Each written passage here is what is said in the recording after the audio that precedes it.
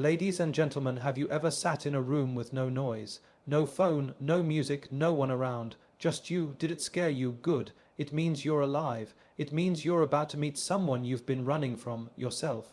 We live in a world where noise is the norm. Scrolls, likes, calls, expectations. You're constantly connected, but rarely to yourself. This speech isn't about being lonely. It's about being powerfully alone. And by the end of it, you won't just understand solitude, you'll crave it. So stay with me, because what you're about to discover might be the most important conversation you'll ever have, the one with you. People often confuse solitude with loneliness, but the two are worlds apart. Loneliness is the absence of people. Solitude is the presence of yourself. One drains you, the other restores you.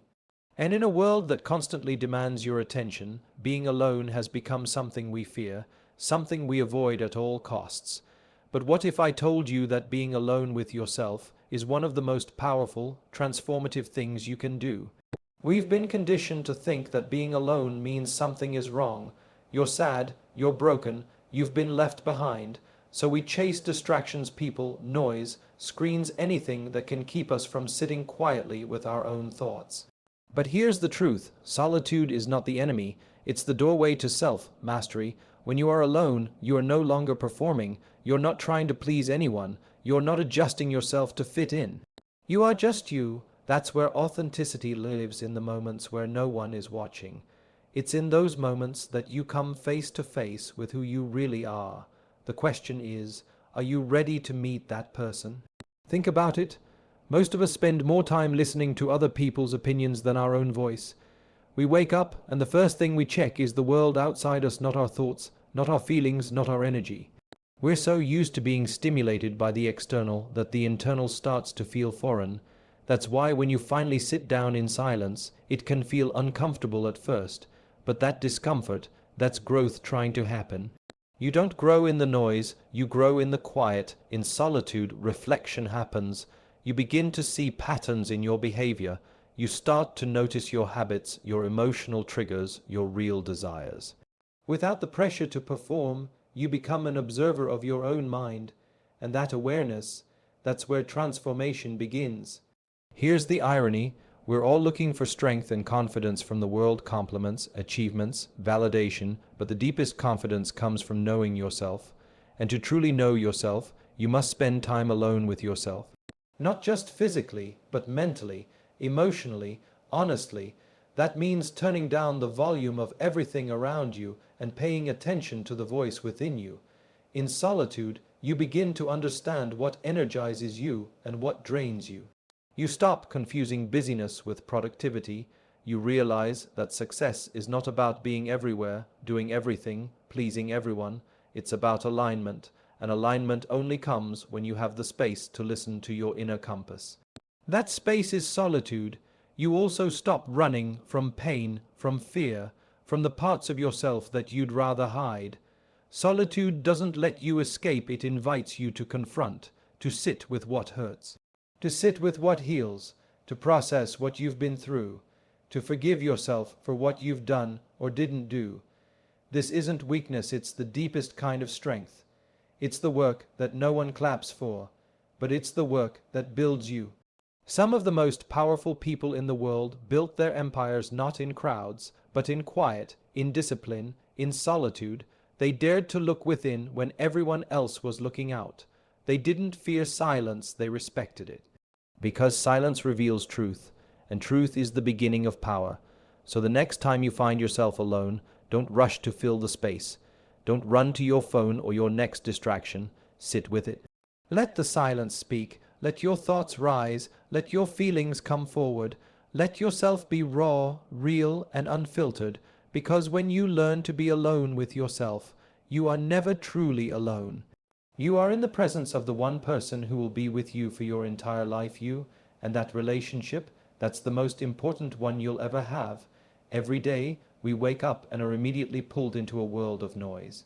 Notifications, messages, headlines, conversations, opinions, everyone and everything has something to say. The world outside is louder than ever, and in this constant chaos, we've started confusing volume with value. The louder something is, the more attention we give it, the more urgent the alert, the quicker we respond. But have you ever stopped to ask, in all that noise, where is your voice? We scroll through other people's lives, listen to what we should be doing, who we should be, what success should look like. We let the world decide what's urgent for us.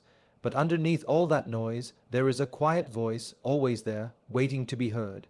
That voice, that's your intuition, that's your truth, and the only place it speaks clearly is in silence. The problem is, silence has become uncomfortable. We're addicted to stimulation. The moment there's a pause at a red light, waiting in line, sitting alone, we reach for our phones, play music, check something, anything.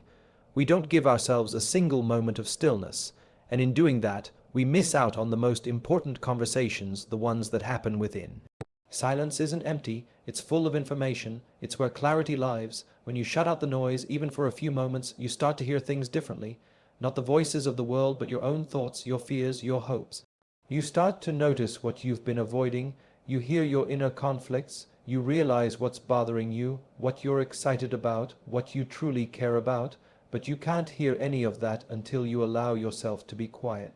The world teaches us that to be heard, we have to be loud, to be important, we have to be visible, but some of the most profound answers about life, love, purpose, and passion, they don't come with noise. They come in silence. In the quiet, your heart tells you what your mind tries to ignore. In the quiet, your body tells you when it's tired, when it's anxious, when it needs rest. In the quiet, you realize which relationships are draining and which ones are nourishing.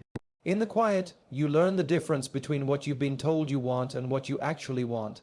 Silence is your reset button. It's where you get back to your center. When the world becomes too loud, you lose sight of your own direction.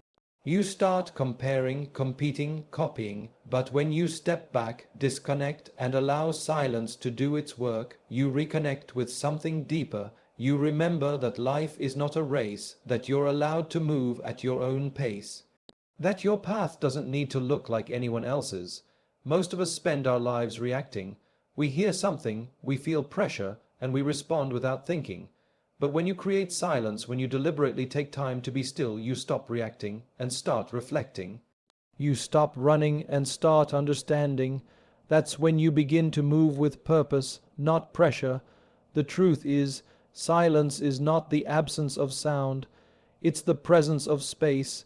Space to think, space to feel, space to be, and in that space, your truest self emerges, the one that's not trying to impress anyone, the one that doesn't need validation, the one that already knows the answers, it just needed the volume to be turned down. So learn to create silence in your life, not just once a week, but every day. It doesn't need to be dramatic. Even 5 minutes of real silence can change everything. No phone, no voices, just your breath.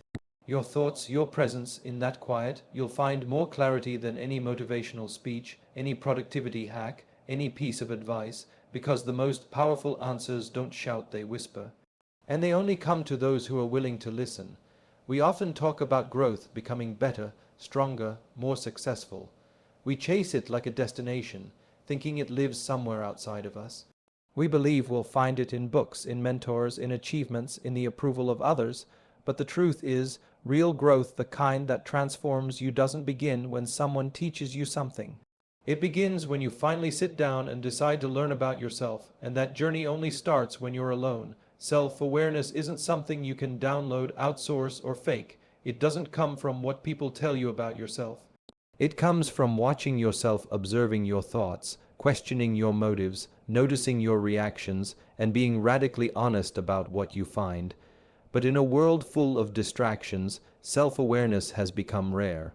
We're so busy doing, achieving, talking, posting that we rarely pause to ask, why? Why do I want this? Why am I running after that? Who am I doing this for? Those answers don't show up in the middle of a crowd.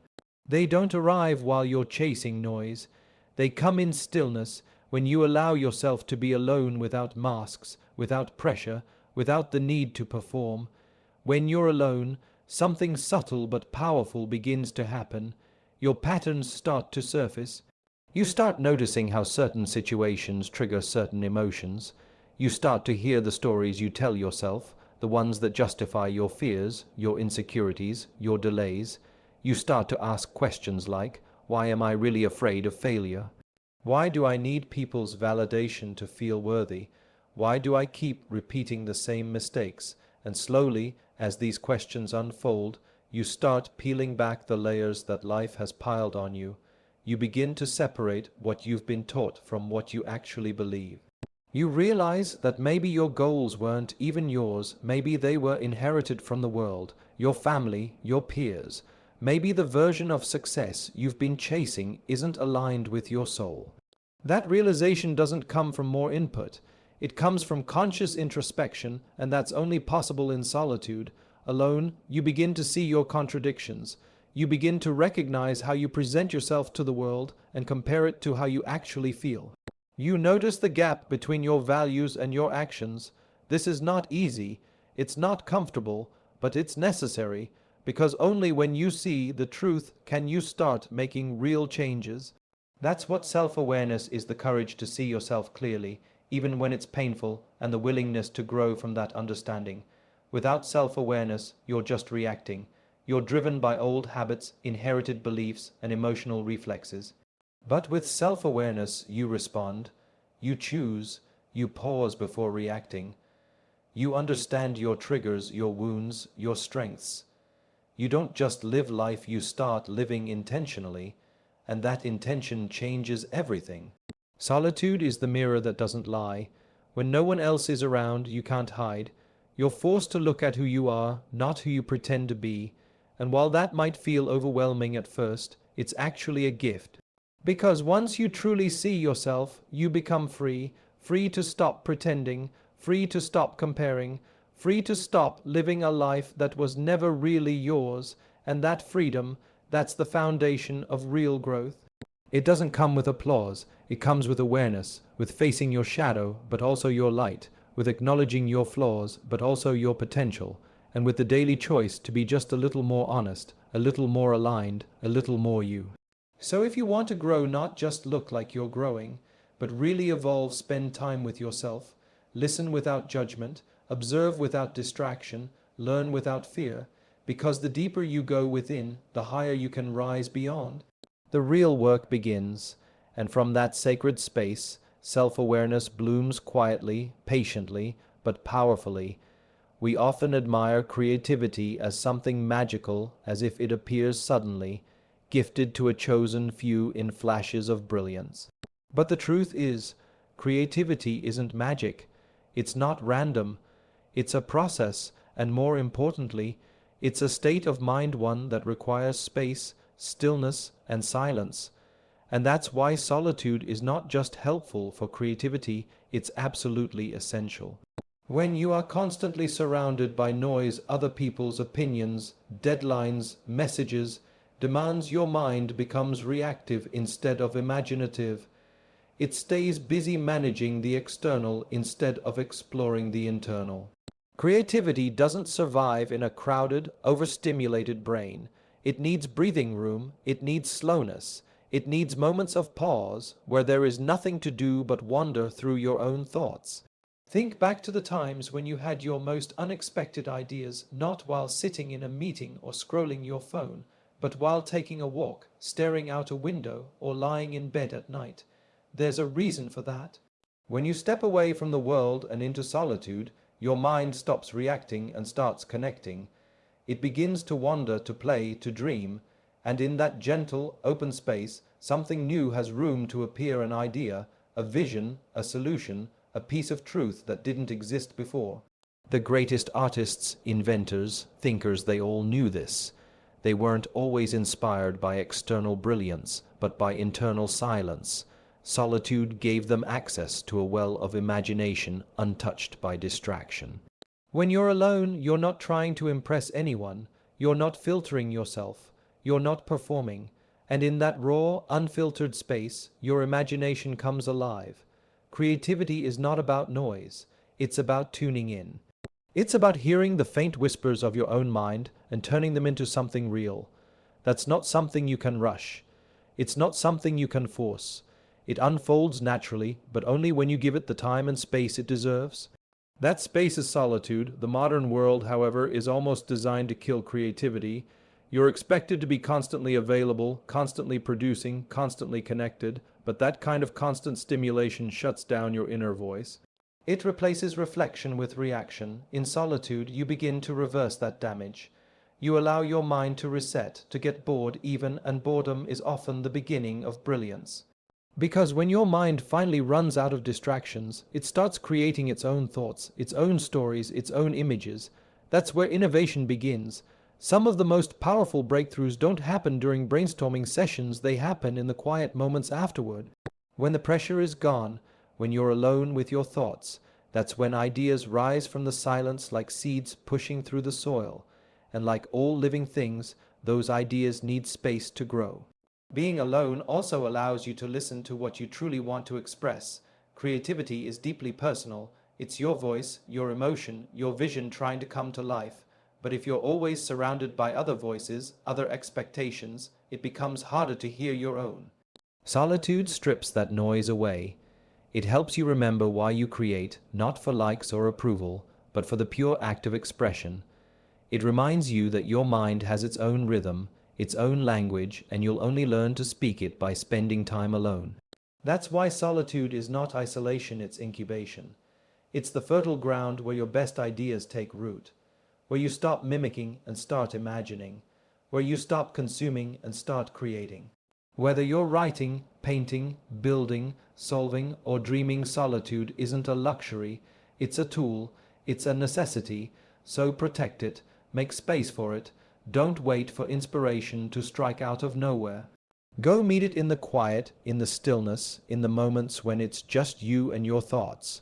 Because that's where your real creativity lives. It doesn't need noise to thrive. It needs you focused, present, and finally, wonderfully alone.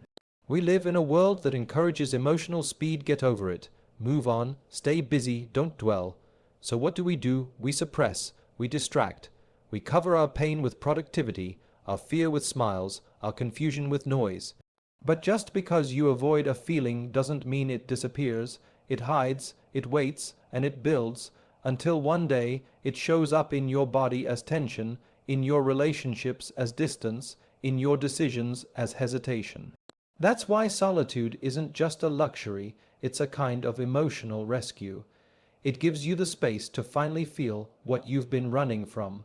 When you're constantly surrounded by people or tasks or screens, it's easy to ignore what's happening inside you.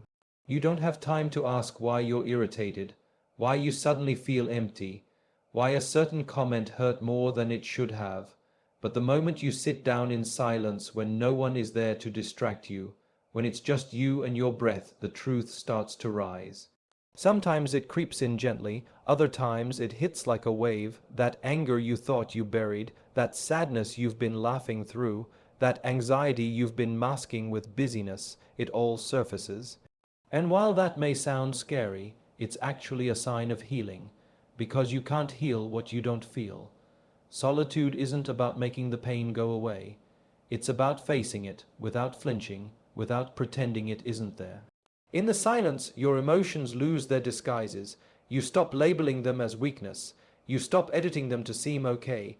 You let them be what they are: raw, real, and honest. And in that rawness, something powerful happens: clarity.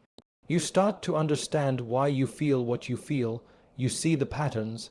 You realize that your anger wasn't really about that person. It was about a deeper wound you never addressed. You recognize that your sadness isn't random, it's rooted in something unresolved. You begin to see that some of your fear isn't about the future, it's the residue of something from the past. In solitude, you don't just feel emotions, you understand them, and understanding is everything. Because once you understand a feeling, it loses its power to control you. You stop reacting blindly, you start choosing consciously. That's what emotional clarity is: not just feeling deeply, but seeing clearly. And clarity isn't loud. It doesn't scream for your attention. It waits quietly for you to slow down, turn inward, and listen. But to get there, you have to give yourself permission to pause, to sit in silence even when it's uncomfortable, to stop numbing and start noticing. That moment when you close the door, put your phone away, and let the quiet take over. That's not emptiness, that's presence. And in presence, you meet parts of yourself that the noise never let you see. We all carry emotions we haven't fully processed: grief, guilt, regret, shame, longing. These emotions don't just fade with time, they fade when they're faced. Solitude gives you the chance to sit with them, not as a victim, but as an observer. You start to hold space for your own experience. You learn how to comfort yourself, how to forgive yourself, how to release what no longer serves you, and you realize something else, that your emotions are not enemies.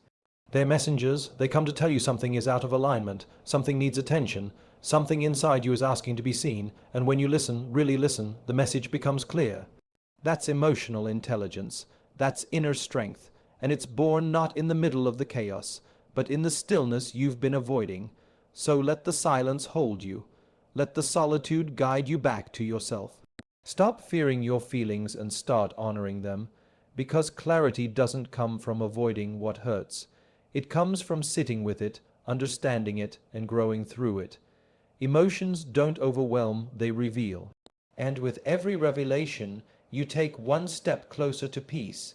At some point in our lives, we've all looked outward, hoping someone or something would fill a void inside us. We've placed our happiness in other people's hands: a friend's approval, a partner's love, a parent's praise, a job title, a salary, a like, a compliment, a reply. We wait for others to notice us, validate us, complete us, and in doing so, we unknowingly give away our power. But the day you choose to be alone, not out of loneliness, but out of self-respect, is the day you begin to reclaim it. Solitude isn't a punishment. It's a practice, a return to your own center. It's when you start realizing that your happiness was never meant to be outsourced, that joy is not something someone else can hand you, and worth is not something others can assign. You begin to understand that you are not missing a half, you are already whole. But to feel that wholeness, you need to be still enough to see it. When you are constantly surrounded by others, it's easy to lose track of who you are.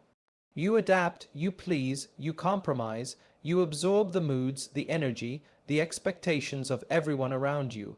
Over time, you start molding yourself into what the world finds acceptable, until one day you look in the mirror and realize you no longer recognize the person looking back. Being alone helps you find that person again. In solitude, you become your own companion, your own guide, your own support system. You learn to sit with your thoughts without needing to escape them. You learn to soothe your pain without demanding someone else fix it. You learn to enjoy your own company, not because you have no one else, but because you've learned to like who you are when no one is watching, and that is freedom. Because when your peace no longer depends on anyone else's presence, when your confidence isn't based on compliments, when your smile doesn't require a reply, you become untouchable. Not because you've hardened, but because you've strengthened from within. You still love people, you still enjoy connection, but you no longer need them to feel okay. You stop depending, you stop clinging, you stop asking others to fill emotional shoes they were never meant to wear. That shift doesn't happen overnight. At first, being alone might feel like silence too loud to bear. You might reach for the phone, the television, the noise, anything to avoid the discomfort of being by yourself. But if you resist the urge to escape, something begins to change. You realize that solitude isn't empty, it's spacious, and in that space you find the parts of yourself you had long abandoned: your resilience, your creativity, your humor, your dreams. You discover that you are far more capable than you believed. Self-sufficiency is not about being cold or detached, it's about being rooted. It's about knowing that everything you were searching for out there already exists within you. And the deeper you go into yourself, the less you crave from the outside world. You don't stop loving people, in fact. Your love becomes purer, freer, no longer tangled with need or expectation. You stop asking someone else to fix your emptiness, because you've learned how to fill it yourself. There's nothing lonelier than being surrounded by people and still feeling empty, and there's nothing more fulfilling than being alone and finally feeling full. That's the paradox of solitude. It looks like separation, but it leads to connection. Not the surface kind, but real connection with your own soul, and with others from a place of wholeness rather than hunger. So spend time alone, not because you're broken, but because you're building. Not because you're hiding, but because you're healing. Not because you've given up on people, but because you're no longer willing to give up yourself for people. Being alone doesn't mean you're missing anything. It means you're finally remembering everything that was already within you. That's not loneliness, that's liberation.